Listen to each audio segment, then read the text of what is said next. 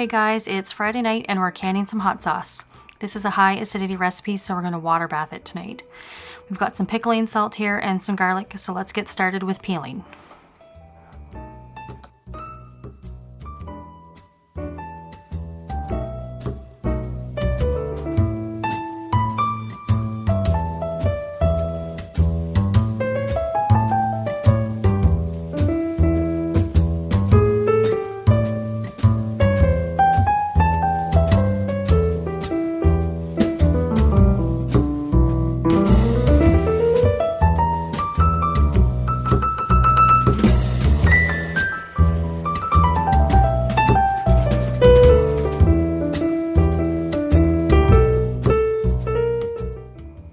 So now that we've got the garlic all peeled, I'm going to go ahead and crush the garlic cloves.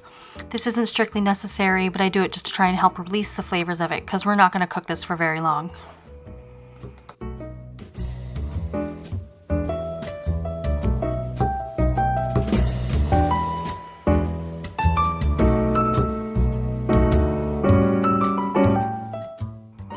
So these are dill peppers. They're a hot pepper. We grew them over the summer.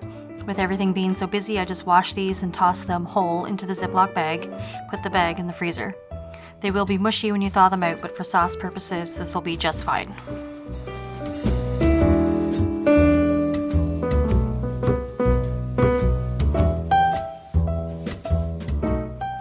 Don't do like I did, wear gloves while you're cutting hot peppers.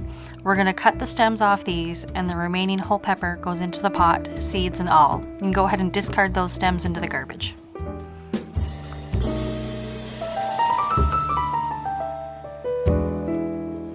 Everything's chopped up and ready to go. You're going to take a large stainless steel pot and dump all the peppers into it, along with your pickling salt, garlic, and white vinegar.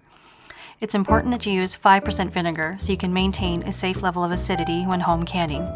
Using pickling salt will help prevent your preserves from developing a cloudy appearance as well.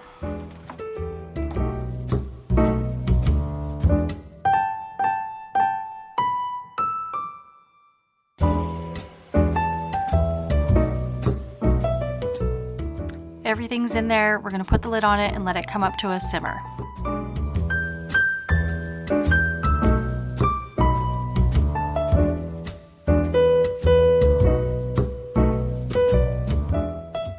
Everything simmered together for about 10 minutes so the peppers are soft. We're going to remove it from the heat and move to the next step. I've set a canning funnel into a wide mouth pint-sized jar. We're going to dump the whole pot into this jar. This jar is going to be large enough to hold everything and let us use the immersion blender to get that sauce texture that we're looking for.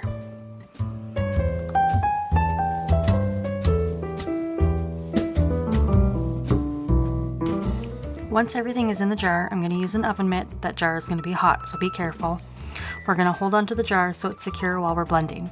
I did this once in a regular blender and it flew everywhere outside the blender even though the lid was on. It was not good, so I strongly recommend using an immersion blender for this one.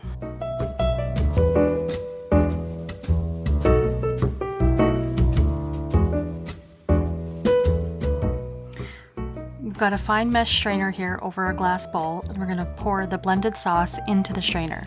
The majority of the solids are going to get caught in the strainer. You'll have some pulp get through, but that's okay. Once it's all poured in, smoosh a spoon around and you'll find that more liquid will be released into the bowl. After growing these peppers all summer, we want to make sure we get as much liquid as we can.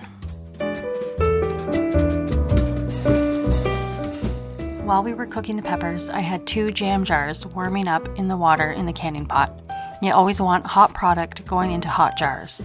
We're going to take 1 jar out and fill 1 jar at a time. Using our funnel, we're going to fill these jars to 1/2 inch of headspace. Headspace is really important in canning, so make sure you follow your recipe.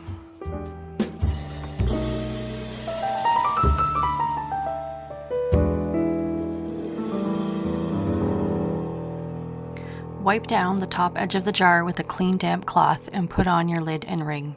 Don't crank the ring onto the jar, you just want fingertip tight so air can still escape.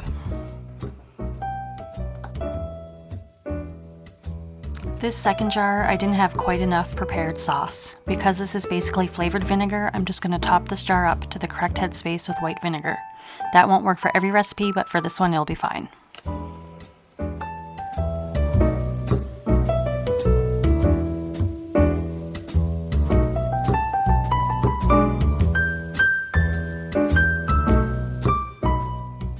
With the water in our canning pot staying warm this whole time and the silicone trivet in the bottom of the pot, we're going to add our jars, making sure you have 2 inches of water over the top of your jars. We're going to put the lid back on our canning pot and bring it up to a full rolling boil. A full rolling boil is one that you can't stir down. Once it's at a full rolling boil, we're going to set our timer for 10 minutes. You can turn the heat down slightly, just make sure you're maintaining that boil for the full 10 minutes.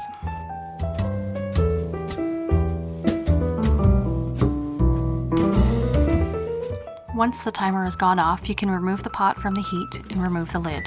Let the pot sit for a few minutes, and then you can use your canning tongs to remove the jars. You want to let them sit on a cooling rack undisturbed for 24 hours. Avoid the urge to check that seal or shake the jar. You gotta let them rest.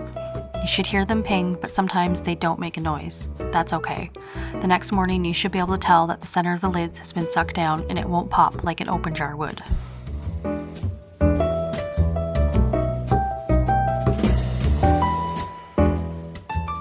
This is the next day, and you can see that there was some separation of the pulp and the liquid.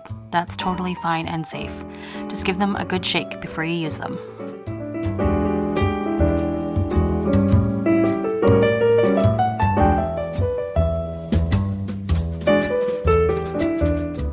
And that's it, we're all done and you're ready to store your jars. When you're storing them, store them with the rings off. This will prevent rust and you'll know if a seal is broken. If the seal breaks on its own, toss the product out. You should be able to lightly brush your thumb at the edge of the lid and it won't open.